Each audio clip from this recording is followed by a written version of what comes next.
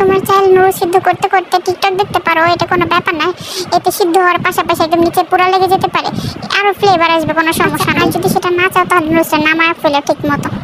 এরপর একটি কড়াই তেল গরম করে এখানে রসুন, পেঁয়াজ এবং মরিচ কুচি ছেদ করে ছেড়ে দিতে হবে। আর যদি দেখো যে চুলায় দেওয়ার পরে ছেদ করে শব্দ হয় নাই, তাহলে মনে করবে যে তোমার তেলটাই গরম হয়নি। সসেস তুমি এটা অপশনাল, তুমি এটা দিতে পারো না দিতে পারো, এটা তোমাদের উপর ডিপেন্ড করে। তারপর দিয়ে দিতে হবে গরম গোশত, এরপর দিয়ে দিতে হবে স্বাদ মতো লবণ। লবণ দেওয়া শেষ হলে সব সবজি দিয়ে দিবা। এখানে আমার আম্মু চিচিঙ্গা দিয়ে দিচ্ছে, এরপর দিয়ে দিচ্ছে বরবটি, তারপর হাফ সিদ্ধ করে রাখা আলু আর গাজর কুচি দিয়ে দিচ্ছে, এরপর দিয়ে দিচ্ছে টমেটো। কিছু খুন্তি দিয়ে অনেকক্ষণ নাড়াচাড়া ভালোভাবে রান্না করতে হবে। তারপর দিয়ে দিতে হবে 1 টেবিল চামচ সয়া সস। এরপর সিদ্ধ করে রাখা নুডলস দিয়ে দিতে হবে। এরপর নুডলসের উপর দিয়ে মশলাটা দিয়ে দিবা।